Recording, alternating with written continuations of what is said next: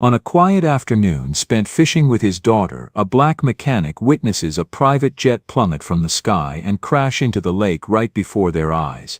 Without a moment's hesitation, he dives in, kicks open the door, and pulls an unconscious woman from the wreckage just seconds before the plane explodes. What he doesn't know is that the woman he just saved is the CEO of the very company that fired him 7 years ago.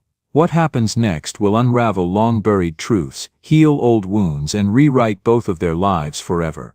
Before we dive deeper into this story, let me know where you're watching from, and don't forget to subscribe for more heartwarming stories every day. The surface of Cedar Falls Lake looked like glass that afternoon, still, silver, almost sacred in its quiet. A lone fishing line cut through the reflection, trembling slightly with the breeze.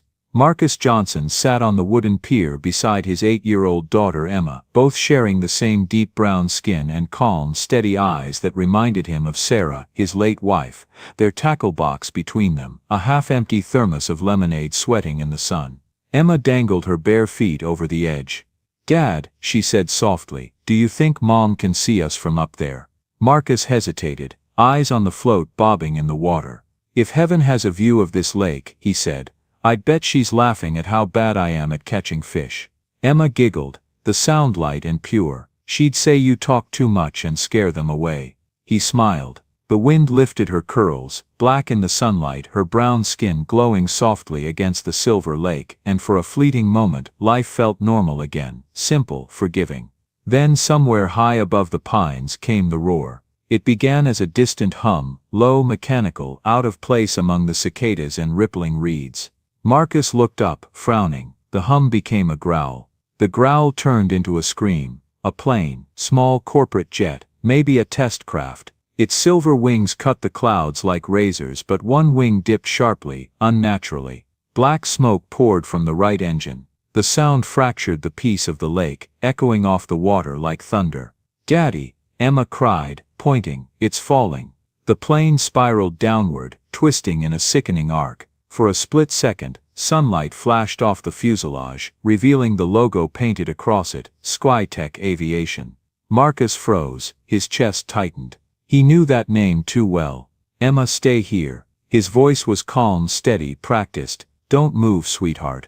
No matter what happens, you stay right here, you hear me?" Her eyes widened. "Daddy, no," but he was already moving, sprinting down the pier, boots pounding wood, heart hammering. The jet clipped the tree line and vanished behind a plume of rising smoke. A heartbeat later, the impact shook the earth. A blast of air rolled across the lake, scattering birds into the sky. Marcus dove into the water. The lake swallowed him whole, cold, heavy, unrelenting. He kicked hard, arms cutting through the murk toward the column of bubbles ahead. Through the haze he saw it, the wreckage settling on the silty bottom, metal torn open like a wound. Air hissed out in thick clouds of silver. Inside the shattered cockpit, someone moved. Marcus's lungs screamed for air, but he pushed forward, gripping the frame, cutting his hands on jagged aluminum. The glass was spider-webbed but intact. He grabbed a rock from the lakebed and slammed it against the window. Once, twice, the third hit cracked it enough for him to rip the edge away. The pilot's seat was empty. In the passenger seat, a woman. Her hair floated around her face like dark seaweed. Her eyes were closed, head slumped forward against the harness. Marcus wedged his shoulder against the door, braced his feet, and pulled with everything he had. Metal groaned. A rivet snapped, the door tore open in a rush of bubbles. He wrapped an arm around her waist and kicked for the surface. The world above exploded into light and air. Marcus gasped, dragging the woman toward shore. Smoke drifted across the lake. Behind him the jet groaned and sank deeper. Then came the second explosion, muffled underwater thunder. A surge of heat brushed his back as flames rolled across the surface like liquid fire. He pulled her through the shallows, onto the muddy bank. "Come on," he panted, laying her flat. Her face was pale, lips blue. He tilted her head back, checked her airway, pressed his hands to her chest. 1, 2, 3. His voice trembled with every compression. Emma's distant voice carried from the dock. "Daddy, is she alive?" "Stay there," he shouted. Never stopping. "Stay right there, baby." 30 compressions, 2 breaths. Again. Nothing. "Come on," he whispered, more to himself than to her. "Don't you quit on me." He pressed harder, tears mixing with the lake water dripping from his chin. "You're not dying here. Not today." Then cough, a single violent gasp of air. She convulsed, water spilling from her mouth.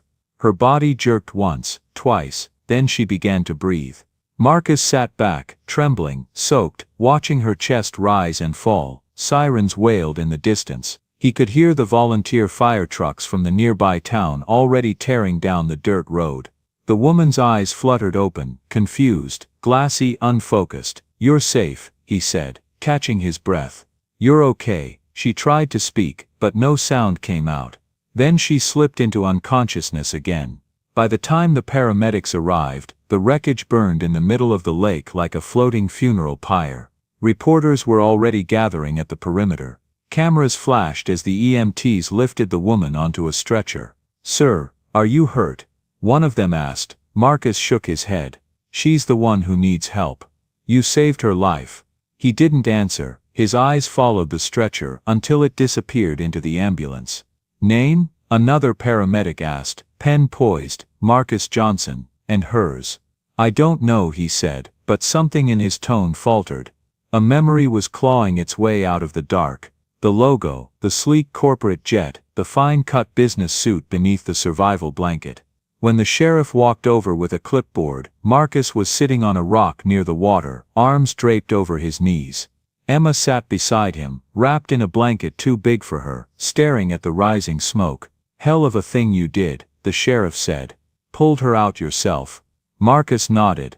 "You're lucky you weren't cooked alive when that thing blew." "She's lucky too." "Name's Catherine Morrison, CEO of SkyTech Aviation." Marcus's blood ran cold. The sheriff didn't notice. "She'll owe you her life, that's for sure." Marcus said nothing. The name echoed in his skull like a gunshot. Morrison, Richard Morrison's daughter. The man who had destroyed everything he loved. He didn't wait for the cameras.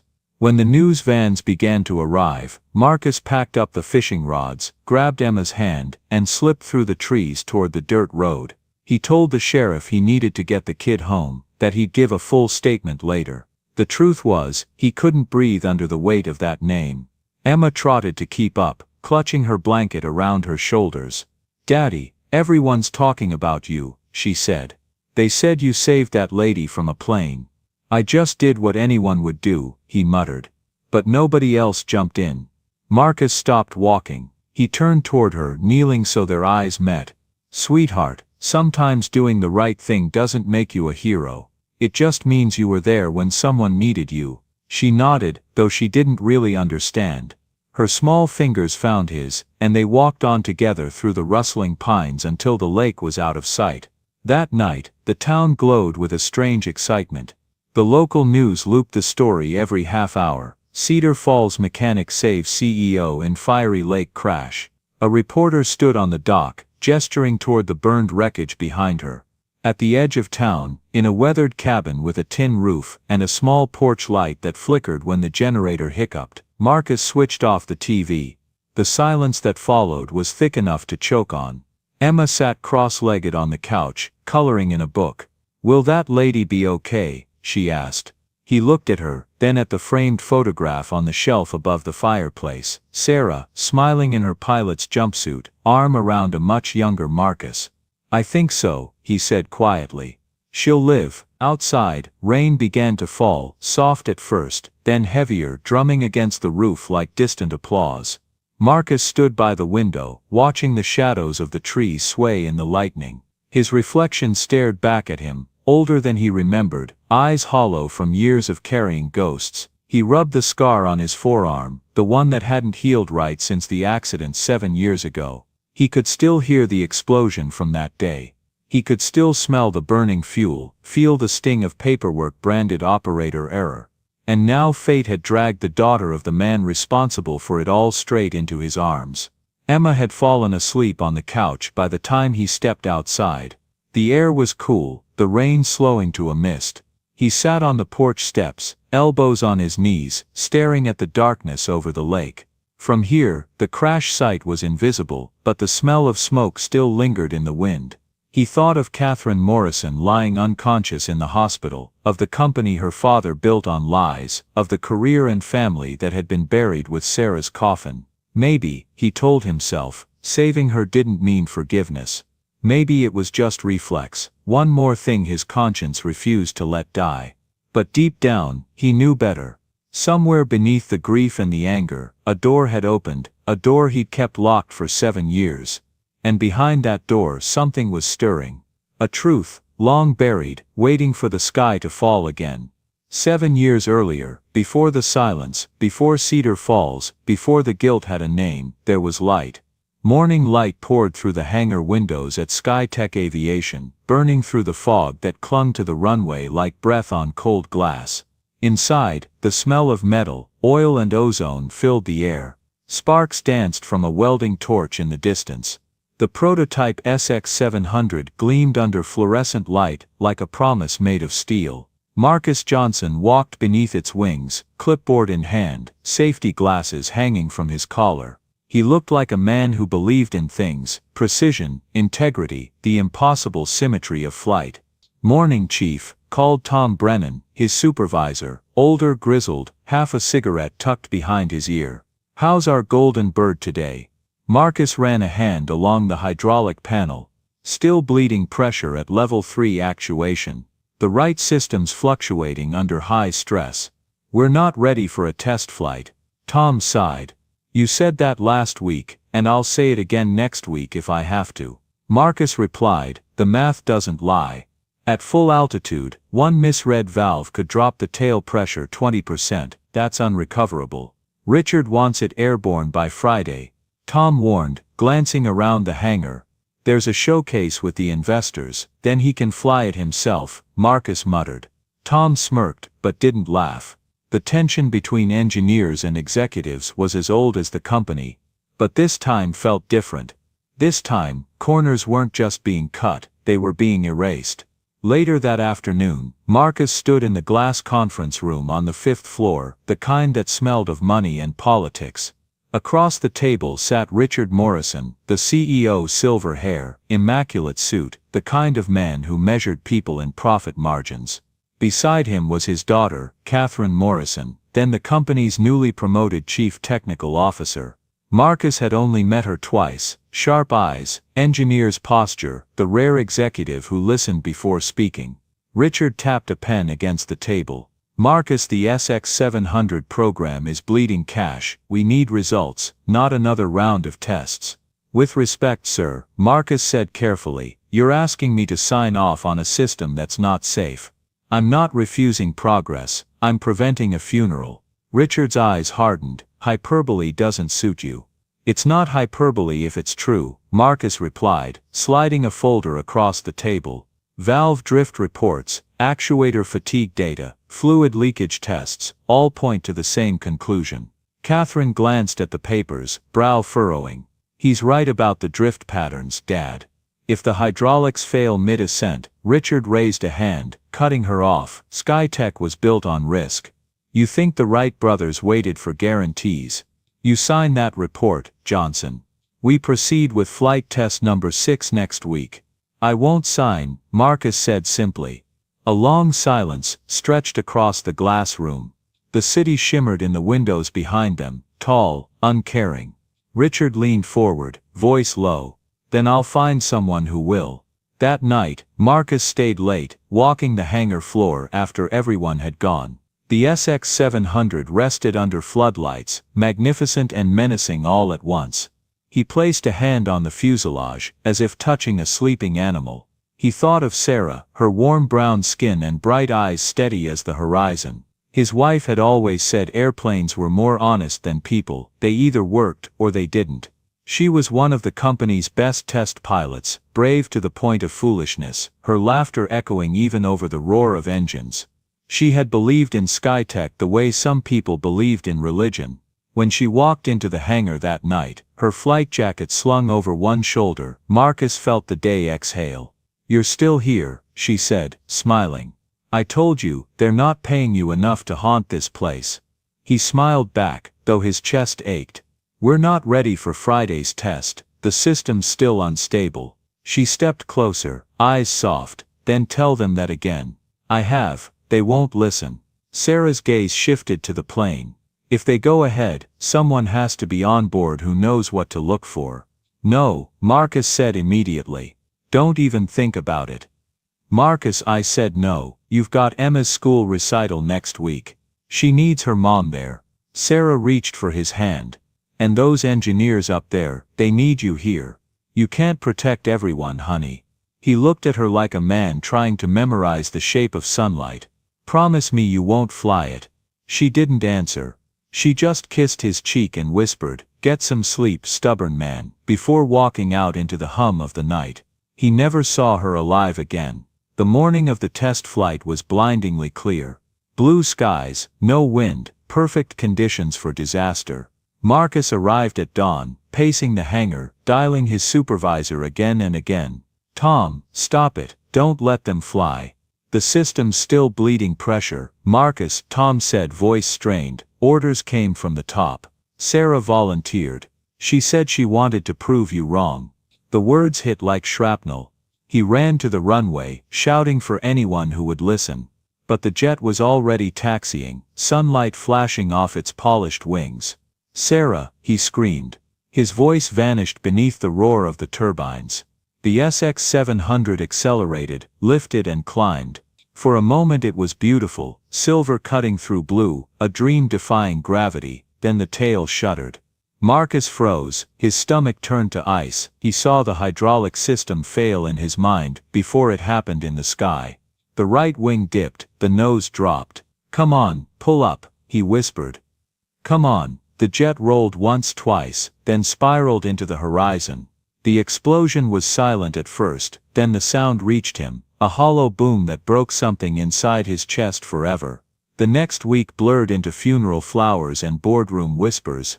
Skytech's lawyers moved faster than the grief. The official report blamed technical oversight. Then the documents changed. His name appeared in bold under lead engineer, safety review. Marcus confronted Richard Morrison in his office. You forged my signature, he said, voice shaking. Richard didn't deny it. You're a convenient fall guy, Marcus. The company can survive one engineer's mistake. It can't survive negligence at the top. Marcus slammed his hands on the desk.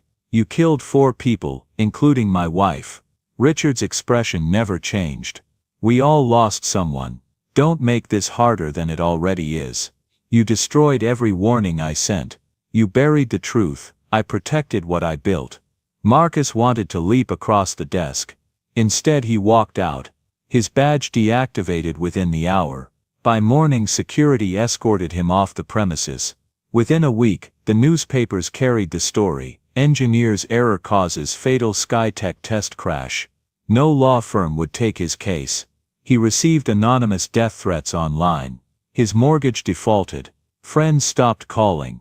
When the insurance payout came, it wasn't enough to cover Sarah's funeral. He sold the house. He packed Emma's clothes into a single duffel bag. They left the city before dawn, the skyline shrinking in the rearview mirror like a place that had never belonged to them. Cedar Falls was supposed to be temporary, a small town that didn't ask questions, where people judged you by your work, not your past. Marcus opened a repair shop, fixed tractors, lawnmowers, anything that needed mending. At night, when Emma was asleep, he would sit by the window and draw. Blueprints, designs, things that might have saved her if he'd been braver. Sometimes he dreamed of Sarah standing at the edge of a runway, wind tearing through her hair, looking back at him. She would mouth something he couldn't hear over the roar of engines. Then she'd vanish into the clouds. He always woke up before the crash. 7 years later, the world would call him a hero for saving Catherine Morrison, the daughter of the man who had ruined him. But on the night of the accident, sitting in his dimly lit cabin, Marcus finally understood the cruel symmetry of fate. The same company that had taken his wife had now delivered into his hands a woman who carried her father's name. He stared at the old photo of Sarah one more time and whispered, I tried to warn them. Outside, thunder rolled far away, like the echo of an engine tearing the sky apart. The story hit the morning news before the sun had fully risen. Small-town mechanic saves corporate CEO in miraculous lake rescue. That was the headline plastered across every screen from Cedar Falls to Austin. By 8 a.m., the diner on Main Street had a line out the door, not for pancakes, but for gossip. Every booth hummed with it. Did you hear, that guy up by the lake pulled a lady straight out of a burning plane? They say she's some big-shot billionaire from Skytech. Skytech? Like the Skytech? Marcus heard it all through the glass when he stopped for coffee. Heads turned, whispers rippled. Someone held up a phone showing his picture, him shirt torn, soaked, kneeling beside the woman on the shore. The shot must have been taken by a bystander before the smoke cleared. He lowered his cap and walked out without a word. At home, Emma was on the porch steps, clutching a newspaper almost bigger than her. "Daddy, look, they wrote about you," she said. Her smile was bright enough to hurt. Marcus set his coffee down and gently took the paper. There it was again, his name in bold next to the words local hero. Beneath it, a photo of the lake glimmered like glass, and in the corner, the faint outline of an ambulance. He stared at the picture, jaw tight. "That's enough of that," he murmured, folding the paper. Emma's face fell. "Aren't you happy, Daddy? You saved her." He forced a smile, brushing a strand of hair from her face. "Sometimes, sweetheart, being noticed isn't always good." By noon the town's mayor called. "Marcus, we'd love to honor you at Friday's assembly. Maybe give a little speech at the elementary school. The kids could use a hero." "I'm no hero," Marcus said. "Well, maybe not to you, but the rest of us think otherwise. What you did, I just did what anyone would do. Most folks wouldn't risk their lives for a stranger." Marcus's silence was his answer. He hung up politely, staring at the phone long after the line went dead. That afternoon, the repair shop filled with customers, more than usual. People wanted oil changes they didn't need, tune-ups that could have waited. They wanted to shake his hand, take selfies, ask questions. "What was she like? Did you see the plane explode? You're a real hero, Mr. Johnson." He smiled the way a man smiles when his teeth ache. "Just fixing what's broken," he said, again and again. By closing time, he was exhausted. When he locked the shop door, a bouquet of flowers leaned against the step, tied with a note, "To our town's guardian angel." He left it there. The next morning, Emma's school called.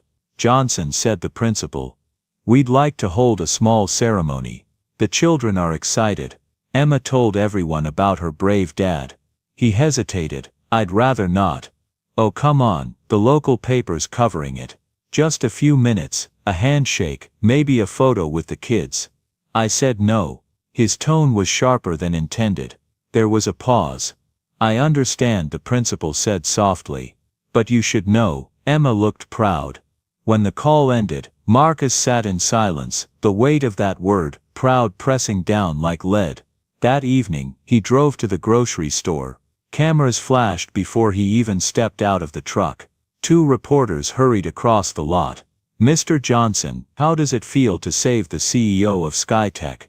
Did you know who she was when you rescued her? Will you be meeting her again?" Marcus tightened his jaw. "No comment." "Is it true she's offering a reward?" "No comment." "Mr. Johnson, just one photo." He got back into the truck and drove away, tires spitting gravel. The sound of the engine drowned out the pounding in his chest. At dinner, Emma chattered about school. "Everyone clapped for me, Daddy. Mrs. Ellis said, 'I'm brave just like you.'"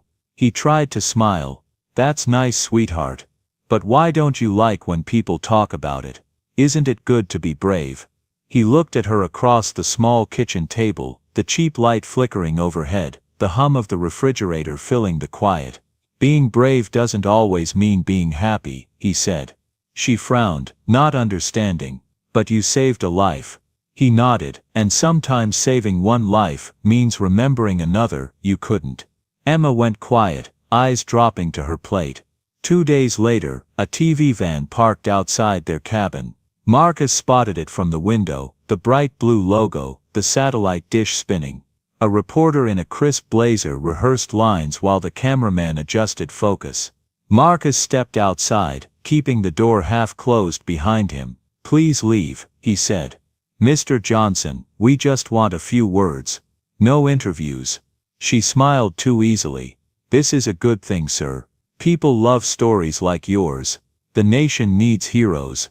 Find another one. But don't you want to tell your side?" she pressed, "before someone else does?" That line cut deeper than it should have. He stared at her, really stared, and something cold flickered behind his eyes.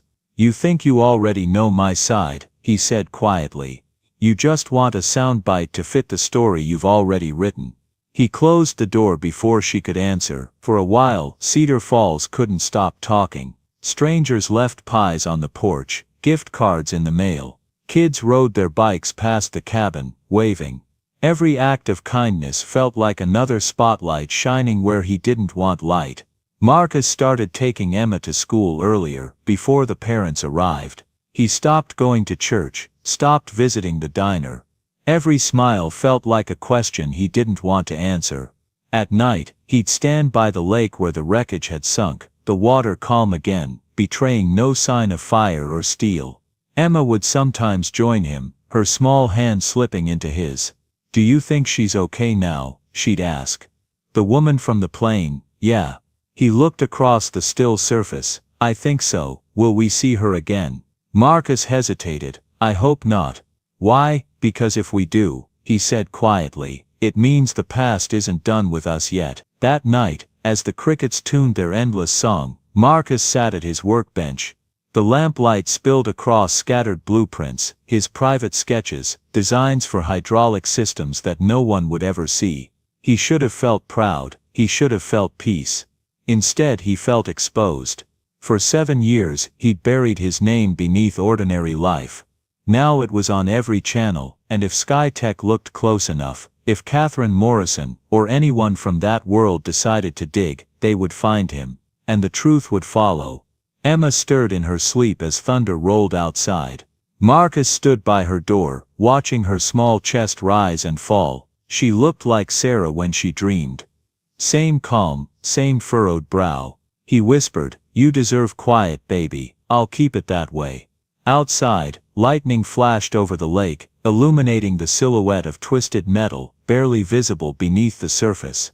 The sky had fallen once, and if he wasn't careful, it would fall again. A week had passed since the crash, but the world hadn't stopped whispering. For Catherine Morrison, every headline felt like a ghost scratching at glass. CEO survives lake crash. SkyTech executive saved by local mechanic. Fate or fortune. The mystery of the man who dived into fire. She had seen her own pale face on the cover of half a dozen papers, oxygen mask pressed against her mouth, eyes half open, a man's hand steadying her head. His face was turned away from the camera, soaked and grim, but the caption had made him mythic. Marcus Johnson, 40, small-town mechanic, hero. Lying in the hospital bed, she'd memorized that name. The doctors said she owed her life to him. The board said she owed him silence. SkyTech's PR team had already written a statement, polished and hollow, thanking local emergency response efforts, but at night, when the morphine haze thinned, she remembered fragments, the cold water, the strong hands lifting her, the voice that said "You're safe now." And she couldn't let that voice fade. The road to Cedar Falls twisted through pine and dust, the kind of drive where cell service died, and conscience got louder. Catherine sat in the back seat of a black SUV, sunglasses hiding the bruises still yellowing along her temple. Her assistant, Claire, scrolled through an iPad full of legal documents. The company lawyer sat beside her, rehearsing lines like a script. "This visit should be cordial, efficient and closed," he said. "You hand him the check. He signs the non-disclosure. You thank him, shake hands, and we leave." Catherine looked out the window. "And if he doesn't sign?" The lawyer frowned. "Everyone signs when there's $50,000 on the table." She didn't answer. Marcus heard the car long before it appeared, a low hum breaking the peace of the woods. He was fixing the hinge on the porch door when the black SUV turned into the gravel drive, headlights slicing through the trees. Emma looked up from her sketchbook on the steps. "Daddy, who's that?" He wiped his hands on a rag. "Not sure, sweetheart. Go inside, okay?" The SUV stopped. The doors opened with corporate precision, lawyer first, assistant next, then her. For a second Marcus didn't recognize her. The hospital had scrubbed the soot from her skin, the lake had washed away the blood. In person Catherine Morrison looked like someone who belonged to another planet. Tailored coat, perfect hair, the kind of composure that came with money and consequences. But her eyes told a different story. He'd seen those eyes half open underwater, full of fear and fight. "Mr. Johnson?" she asked, stepping forward. He nodded once. "That's me." She offered her hand. "Catherine Morrison. You saved my life." He didn't take it. "Glad you made it." The lawyer cleared his throat, producing an envelope. "Miss Morrison wishes to express her gratitude in a tangible way. $50,000, as well as a formal letter of recognition." Marcus's gaze didn't waver. "I don't need money for doing what was right." Catherine blinked. "Please, it's not, I don't need it." He repeated, voice even but final. The lawyer looked offended, as if refusal were unpatriotic. "Mr. Johnson, this is a significant." Marcus turned slightly toward him. "You should leave." Catherine lifted a hand. "Wait, just give us a moment." The lawyer hesitated, then stepped back toward the SUV. The assistant followed. The air between them was suddenly quiet enough to hear the wind in the pines. Catherine studied him. The newspapers hadn't done him justice. He was taller than she expected, leaner, sun-worn, with eyes that seemed to hold too much history. His hands, scarred, steady, rested on the railing of the porch like anchors. "I wanted to thank you in person," she said. "You risked your life. I don't know how to repay that." "You just did," he said. She smiled faintly. "You're not making this easy." "Didn't ask to be easy." Silence lingered. A woodpecker tapped somewhere in the trees. Her gaze drifted past him to the porch wall, where a large drafting table stood beneath the window. Pinned above it were sheets of paper, blueprints, complex and elegant lines of geometry drawn with an engineer's precision. "You draw aircraft?" she asked, before she could stop herself. Marcus followed her eyes. "Old habits. Those aren't hobby sketches," she said quietly. "That's high-level aeronautical design." He shrugged. "Just something to keep my hands busy." Catherine stepped closer, instinct overriding manners. "Is that a hydraulic redundancy system?" "That layout, it's cleaner than what most companies are using right now." Marcus's jaw tightened.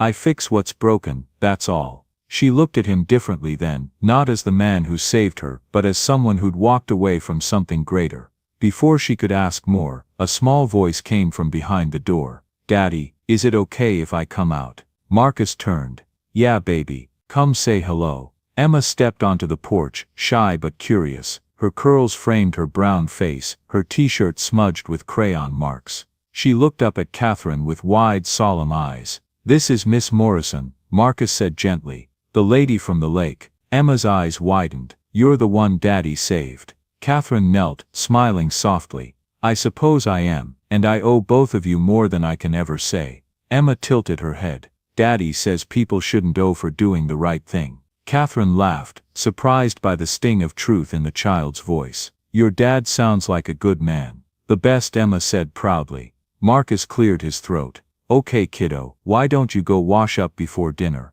When Emma disappeared inside, the silence returned, but now it carried something fragile, almost human. "She's lovely," Catherine said. "Looks like her mother." The words hit harder than she intended. Marcus's face changed, not angry, just distant. "You should go now." Catherine hesitated.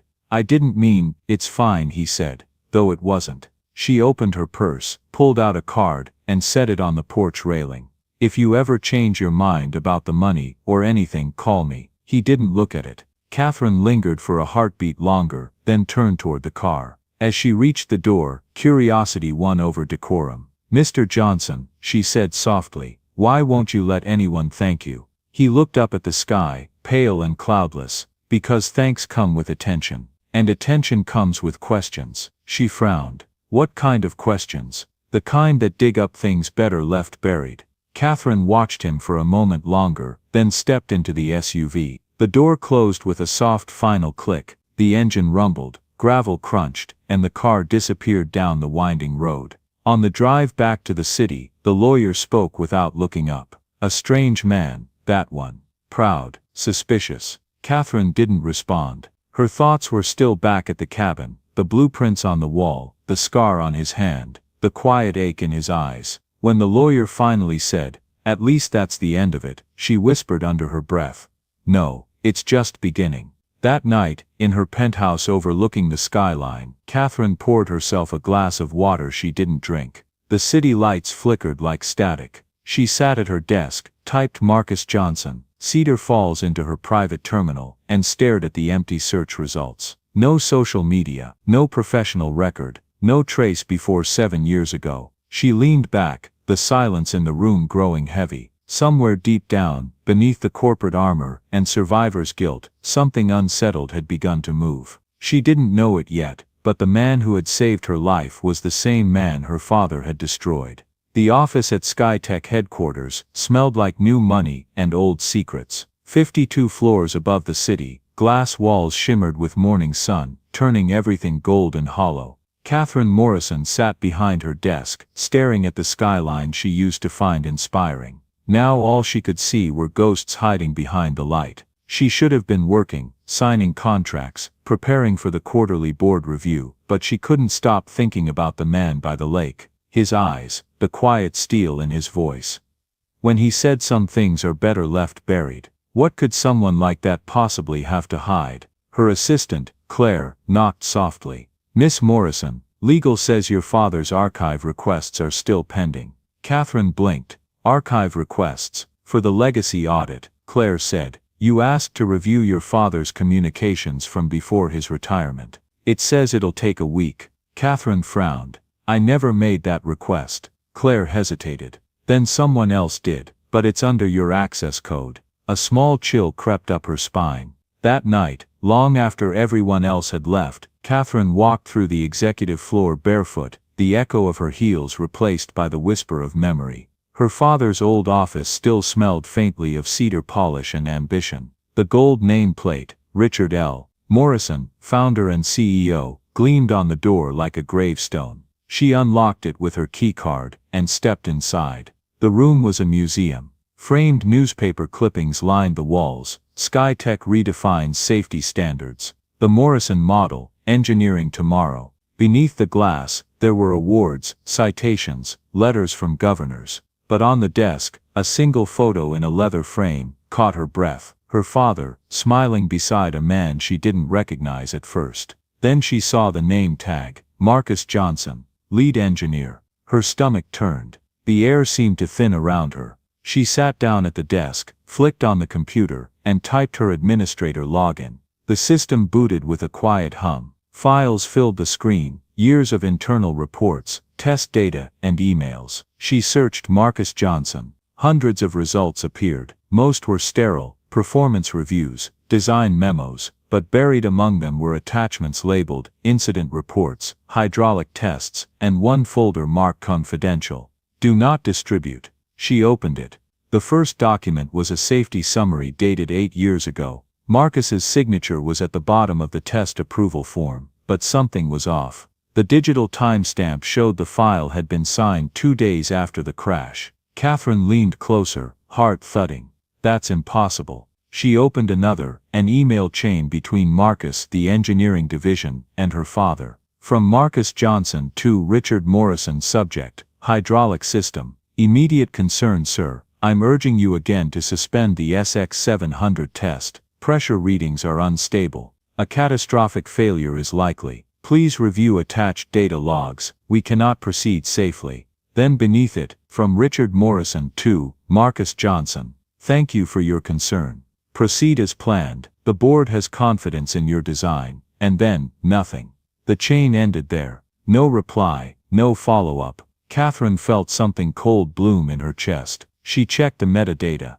The last modified date was the day after the crash. Someone had edited the file. She scrolled down further, scanning archived communications. One by one, the emails began to vanish into the void. Whole threads deleted. Attachments replaced with blank placeholders. Who erased these? She whispered. Her voice echoed in the empty office. The next morning, she met with IT. I need access to the pre-2018 backup server, she said. The technician blinked. Those drives are cold storage, ma'am. archived at the off-site facility. Then thaw them, she said. Now, he hesitated. Miss Morrison, those archives were sealed by your father's authorization. Access requires board clearance. She crossed her arms. I'm the CEO, I am the board. The technician swallowed hard. Yes, ma'am. 2 days later, she sat in a dim data lab at Skytech's off-site server vault, surrounded by rows of blinking machines. A restored directory opened on the monitor, 2016 to 28, executive emails. She typed again, Marcus Johnson. This time, the results were endless. She opened the first unread message, from Marcus Johnson to r.morrison@skytechaviation.com. Subject, urgent, SX-700 test flight Mr. Morrison, please reconsider. The redundancy system is flawed. There's a 40% risk of catastrophic hydraulic failure. I'm begging you to postpone until we fix it.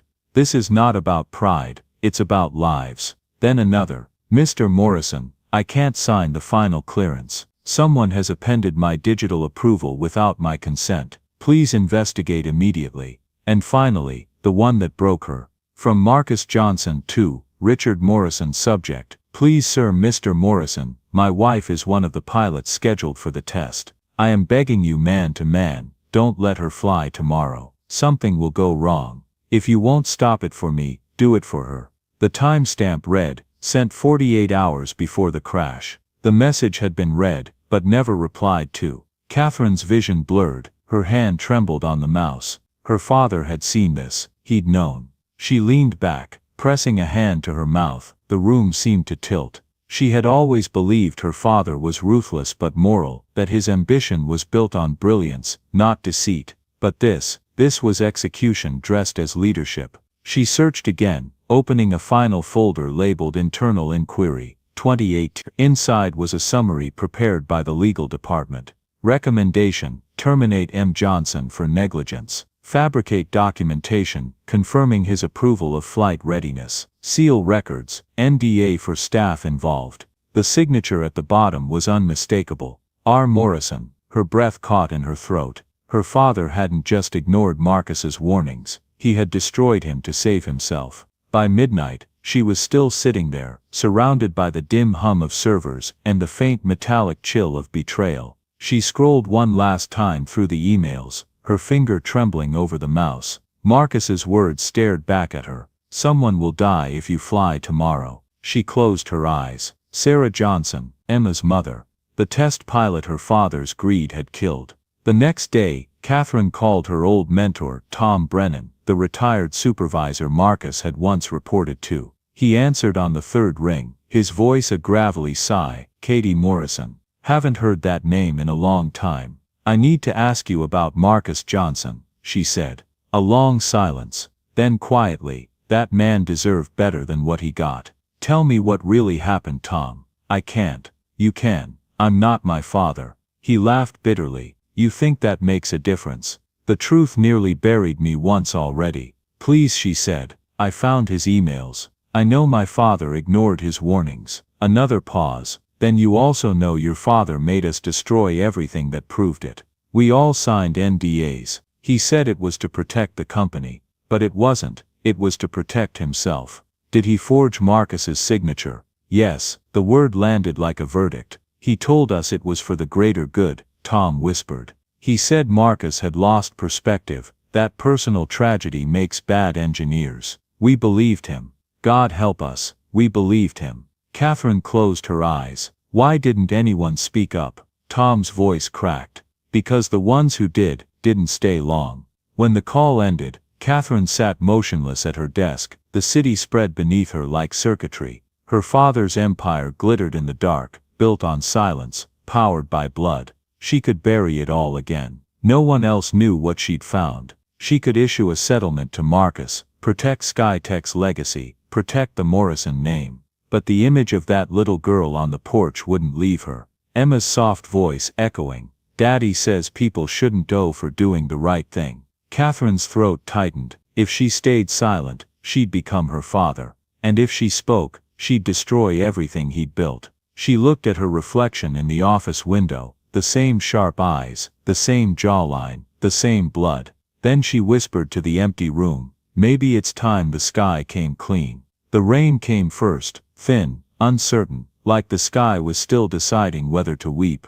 By the time it reached Cedar Falls, the storm had a voice of its own, whispering through every crack in Marcus's old cabin. Inside, he sat at the kitchen table, a half-finished model airplane before him, Emma asleep in the next room. The quiet was deceptive. He'd felt it all day, the pressure drop before bad weather, the way the world holds its breath before breaking. Then came the knock. He opened the door to Tom Brennan, soaked, face pale. "Marcus, you need to turn on the TV." The screen flickered to life, static giving way to a smiling anchor. Tonight, exclusive revelations about the so-called hero of Cedar Falls. New documents show Marcus Johnson was the engineer responsible for the SkyTech test flight disaster 7 years ago. Marcus's blood went cold. Photos flashed, his old employee badge, Sarah's test crew portrait, a headline resurrected from hell. Engineer's negligence, blamed in fatal SkyTech crash. Tom looked away. "I don't know how they got that file, but they're saying you falsified safety reports, that you let it happen." Marcus barely heard him. The room spun. On screen the anchor's voice cut like metal. Sources inside SkyTech confirm the company is re-examining Johnson's past, raising the question, did he sabotage the CEO's jet to seek revenge? Marcus turned off the TV. The silence roared. By morning the storm outside had nothing on the one inside town. The grocery clerk, who used to wave at him, looked away. The mechanic down the road refused to sell him parts. A mother pulled her child closer when Marcus passed. Emma heard it first at school. "Your dad's a killer," a boy hissed. "My mom says he crashed planes. Bet he'll crash your car next." She ran home crying. Marcus met her at the door, heartbreaking at the sight of her rain-soaked hair and trembling lips. "Why are they saying that, Daddy?" He knelt, pulling her close. "Because people believe what's loud, not what's true." "But, you didn't do anything wrong." He wanted to tell her she was right. Instead he whispered, "Sometimes it takes time for the sky to clear." That evening, headlights pierced the storm again. A black sedan stopped at the gate. Catherine Morrison stepped out without an umbrella, rain flattening her hair, soaking her coat. Marcus met her halfway down the drive, his face shadowed by lightning. "You shouldn't be here," he said. "I had to come." Her voice trembled. "The leak, it wasn't me. I swear to God. You expect me to believe that?" "I was trying to make it right, Marcus. Someone inside, maybe legal, maybe ET, they found out what I was digging into." His jaw tightened. "Well, congratulations. You got what you wanted. Now I'm a headline again. That's not fair." "No?" He laughed, harsh. "Because of you my daughter's being called a liar. We can't even buy groceries. You have no idea." "I do," she snapped. "Because my board just voted emergency session. They think I leaked the documents myself. My career's burning down the same way yours did." For a moment thunder filled the space between them. Then quieter. "You're not the only one paying for his sins." Marcus looked away, rain streaming down his face. It wasn't clear which drops were tears. A crash from inside the cabin. Emma's voice, small and terrified. "Daddy," Marcus ran, slipping on the wet porch. Emma was on the floor clutching her chest, her breath coming in shallow gasps. "Emma, look at me, look at me." He gathered her into his arms. Her lips had turned gray. Kate was right behind him. "What's happening?" "Heart condition," he panted. "Congenital, stress makes it worse." Her eyes widened. "Get her in the car." Now, the drive through the storm was a blur of flashing lightning and screaming wind. Water sheeted across the windshield, the wipers couldn't keep up. "Stay with me, baby," Marcus whispered from the back seat, Emma's head against his chest. "Breathe with me, in out." Kate gripped the wheel, knuckles white. "How far to the hospital?" 15 miles. A branch crashed across the road ahead. She swerved, tires skidding, engine whining. For a second the car hydroplaned, then caught traction again. "Don't you quit on me now," Marcus muttered to the storm itself. At the hospital, doctors rushed Emma away on a gurney. Marcus and Kate stood dripping in the fluorescent light, watching doors swing closed. Hours bled together. Marcus paced the hallway, soaked through, muttering prayers to no one. Kate sat motionless, replaying every decision that had led them here. Finally a doctor appeared. She's stable, he said softly, but she needs rest, and she needs peace. Marcus sank into a chair, head in his hands. Kate knelt beside him. I'm so sorry, she whispered. He looked up slowly. You can't fix this with money, or PR, or an apology. I know. Then why are you still here? Because I found proof, she said. Everything you tried to tell them, the warnings, the forged signature, it's all in the backup servers. Your wife, she didn't die because of you. Marcus's breath hitched. I was going to give it to the board quietly, Kate continued, voice trembling, but now the world's already watching. If we don't speak first, they'll write the story for us. He stared at her for a long time, the stormlight flickering over both their faces. Then we tell them, he said finally, all of it. Are you sure? He glanced toward the door where Emma slept. I've spent 7 years hiding. Maybe it's time to stop. Outside the storm began to break. The rain softened, the wind slowed, but thunder still rumbled on the horizon, like a warning, or a promise. Tomorrow the world would know the truth, and nothing, not the sky, not the past, not even forgiveness, would ever look the same again. Morning broke gray and brittle over the city, like the sky itself had forgotten how to breathe.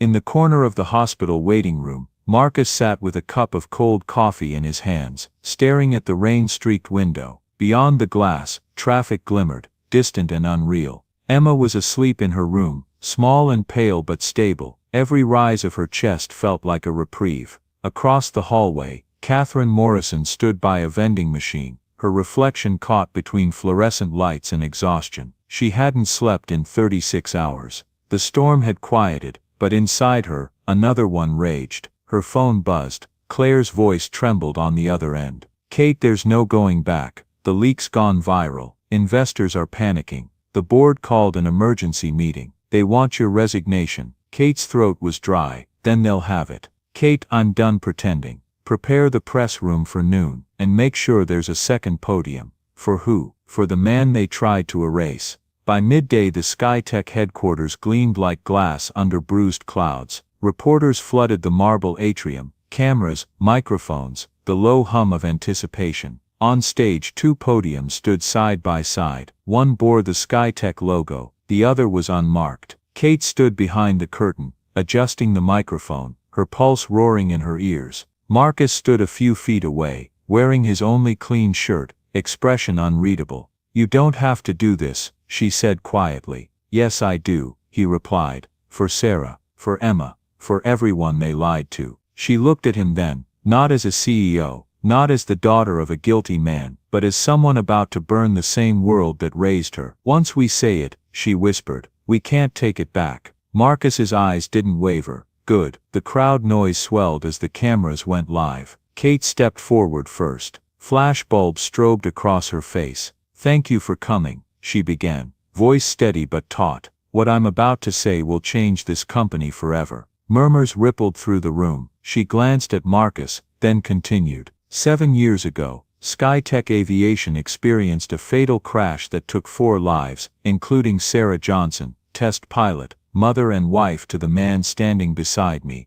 Marcus lifted his head, meeting the crowd's collective gaze. Kate's voice didn't shake. Our official investigation blamed Mr. Johnson. We said he failed to report a design flaw. We called him negligent. That was a lie. Gasps scattered through the reporters. Kate clicked a remote. The screen behind her came alive. Emails, timestamps, digital signatures, Marcus's warnings, his pleas, his forged approval. My father, Richard Morrison, knew about the defect. He ignored it. He ordered Marcus's signature falsified. He silenced everyone who spoke up. The flashes came faster now, the noise like rain on glass. I believed in my father, Kate said softly, but belief doesn't change the truth. And the truth is that Marcus Johnson tried to save lives while we destroyed his. Marcus stepped to the second podium. His voice carried a quiet gravity that silenced the room. I warned them, he said simply. I begged them to stop the flight. My wife Sarah volunteered that day because she trusted SkyTech. She trusted us. He paused, letting the stillness breathe. When she died they told me it was my fault. They took everything.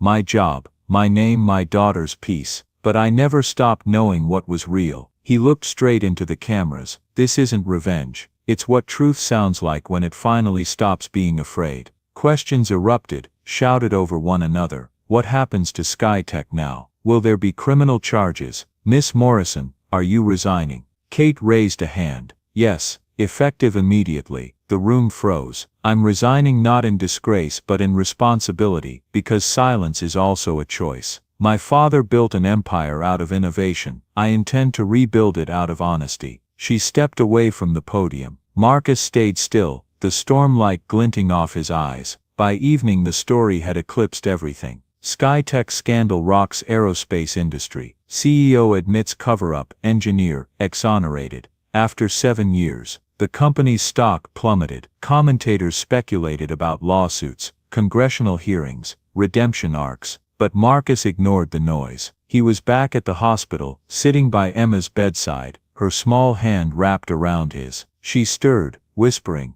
"Daddy," he smiled, weary but real. "It's over, sweetheart. The truth's out." Her brow furrowed. "Does that mean Mommy's not mad anymore?" He swallowed hard. "No, baby. Mommy's proud now." Emma's fingers squeezed his. "Then I am too." The next morning, Kate walked out of the Skytech tower for the last time. Cameras followed, questions chased her steps, but she didn't look back. She found Marcus waiting by the curb, hands in his pockets. "You didn't have to give up your life for mine," he said. "I didn't," she replied. "I gave it up for hers, for Sarah." They stood there for a while, watching dawn bleed through the clouds. "She deserved better," Marcus said quietly. "So did you." He looked at her, eyes softer now. "You know, when I pulled you out of that lake I thought fate was cruel. Now I'm not so sure. Maybe it was mercy," she said. For the first time in years he allowed himself to believe it. Across town, the world kept spinning. Reporters dissected the scandal, lawyers drafted statements, politicians promised reforms. But in one small hospital room, a father and daughter watched the sun crawl over the horizon, golden and clean. The storm had broken, and for the first time the sky felt honest. 6 months later, Cedar Falls was in bloom. Spring light spilled across the lake, the same lake that had once burned and screamed, now glassy and calm, carrying the sound of laughter from the far bank. Marcus Johnson stood before a brand new glass building that caught the morning sun like a second dawn. The sign above the door read, "Sarah Johnson Center for Aerospace Safety." Inside, the air smelled of sawdust and new beginnings. Engineers in denim jackets and rolled sleeves arranged chairs beneath a banner that read "Opening Ceremony." News crews milled quietly, subdued, respectful. Marcus adjusted his tie, a loaner from the mayor, and took a deep breath. Emma, now stronger, her cheeks full of color again, held his hand and grinned up at him. "Ready, Daddy, as I'll ever be," he said. The ceremony was small but alive with meaning. Former engineers, local mechanics, even students from the nearby technical college gathered in folding chairs. At the front row sat the families of the other crash victims, faces time had not erased, only softened. Kate Morrison stood beside the podium, dressed simply, her hair wind-tossed. She no longer wore the armor of corporate polish. When she spoke, her voice carried the calm of someone who had survived her own reckoning. "This center," she said, "exists so that no one ever has to choose between honesty and their job again. It belongs to the men and women who build the machines that touch the sky, and to those we lost when truth was silenced." Her eyes found Marcus. One man refused that silence. "Today we honor him not with pity, but with partnership." Applause rose, gentle, sincere. Marcus stepped forward, the crowd parting like tide water. He looked out at them, faces new and familiar, each one waiting for the kind of words he'd spent years holding inside. "I used to think the sky was cruel," he began, "that it takes what it wants and leaves you to wonder why. But I learned something out there, under the wreckage, under the lies. The sky isn't cruel, it's honest. It gives back exactly what you build into it." He paused, eyes glistening. "We built fear once, now we build truth." He turned to Emma, who beamed like sunlight through glass. "And we build for them, the ones who believed we could do better." He nodded toward the photo unveiled on the wall, Sarah in her test pilot suit, smile frozen mid-laugh. A bronze plaque beneath read, "For those who rose for progress and for those who refused to let them fall in vain." After the speeches, people lingered, reporters asked for quotes, students asked for advice. Marcus shook hands, smiled, answered when he could. but when the last camera left, he slipped away to the lobby, where the sunlight framed Sarah's portrait. He stood there a long time, tracing the lines of her face.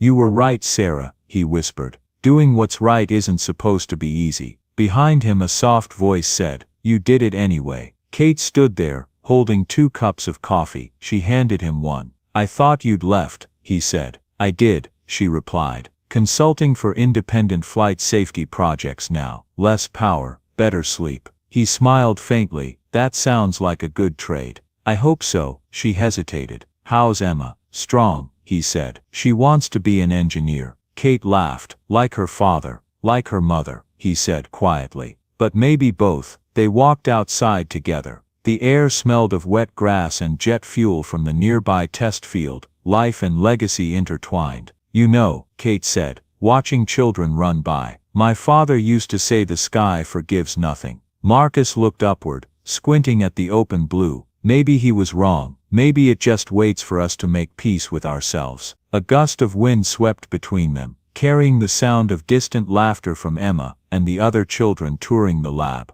For a long moment, neither spoke. The world felt weightless again. That evening, Marcus drove home through golden light. The road curved along the edge of the lake, where the water mirrored the sky so perfectly it was impossible to tell which was which. Emma sat in the back seat, sketching a design in her notebook, wings, turbines, equations half-formed in childish scrawl. "What's that?" he asked. "My project," she said proudly. "A plane that can't crash." He chuckled softly. "That's quite the dream." She looked up at him in the mirror, her smile wide. "Didn't you say all good things start with a dream?" He nodded, the ache in his chest turning to warmth. "Yeah, I did." That night, after Emma fell asleep, Marcus sat at his workbench. The lamp cast a circle of amber over clean sheets of paper. He picked up his pencil, drew a single line, then another, slow, deliberate, free. Outside, crickets sang. Somewhere far away, a jet hummed across the stars. On the table lay 3 things: Sarah's photograph, Emma's drawing, and a blank blueprint waiting to become something new. Marcus looked at the photograph one last time. "We can't change what happened," he murmured, "but we can make sure it never happens again." He began to draw, the same hands that once pulled a woman from fire, now shaping a future from forgiveness. The wind brushed through the open window, stirring the papers, lifting one into the air like a bird testing its wings. He didn't chase it. He just watched it rise, flutter and disappear into the night. The sky at last had learned to heal. 15 years later, the world had learned to listen to its engineers. The Sarah Johnson Center for Aerospace Safety had become a beacon in the industry, its glass walls reflected in aviation textbooks, its research quoted in universities, its graduates scattered across every sky from Houston to Tokyo. And on a bright June morning, the center's atrium was alive again, filled with the hum of voices, applause, and the slow sweep of camera cranes capturing history. Emma Johnson stood at the podium. 23 years old now, sharp-featured and radiant, she wore her late mother's silver wing pin on her lapel. Behind her a banner hung from the ceiling, the Emma Johnson Memorial Scholarship for Ethical Engineering. She looked out over the crowd, executives, pilots, professors, students, but her eyes found 2 faces in the front row that made her breath hitch. Marcus, older now, his hair silver at the temples, and beside him, Catherine Morrison, smiling quietly, hands folded in her lap. Emma took a breath and began. "My mother believed the sky could make us better. My father taught me it can also break us if we forget who we are." She paused, her voice steady but soft. "When I was 8, my dad saved someone's life, and lost everything for it. When I was 9, the world learned the truth. And when I was 10, he taught me the difference between being a hero and being honest." The room was silent. Even the camera shutters seemed to hesitate. "He used to say," Emma continued, "the cost of silence is always higher than the cost of truth. I didn't understand that when I was little, but now, standing here in the place that bears my mother's name, I do." She smiled, a flash of Sarah's warmth and Marcus's gravity in one. "We build planes to fly, but we build integrity to keep them flying.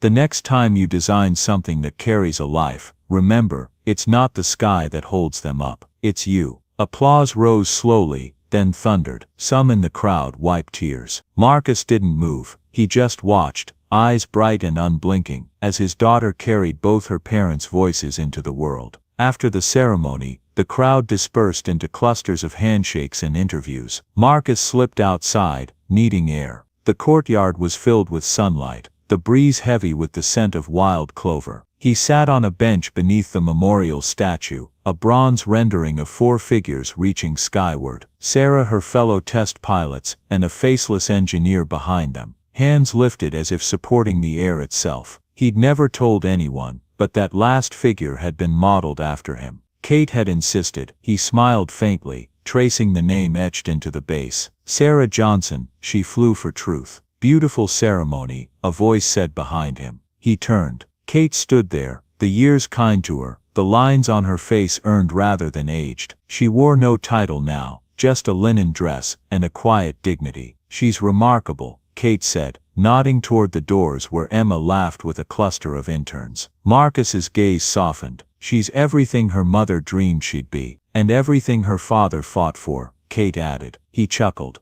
You sound like someone who finally learned how to give compliments. I'm still practicing. They sat in silence for a moment, the sound of wind sweeping through the memorial trees. Kate spoke again, quieter. Do you ever regret it? The press conference, the fallout. Marcus leaned back, watching a jet trace a perfect white arc across the blue. Regret, he said, sometimes. But then I see that. He nodded toward Emma, who was now kneeling beside a group of children visiting the center, showing them how to fold paper planes. That's what truth builds when you stop being afraid of it. Kate smiled. Your legacy runs deeper than you think. He glanced at her. So does yours. You could have walked away. I tried, she said. But the sky has a long memory. Later that evening, after the crowd thinned and the last of the cameras had left, Emma found them both by the lake behind the center. The water shimmered gold, calm and endless. Mom used to bring you here, didn't she? She asked her father. He nodded. Every test flight day, said it helped her remember the ground before she left it.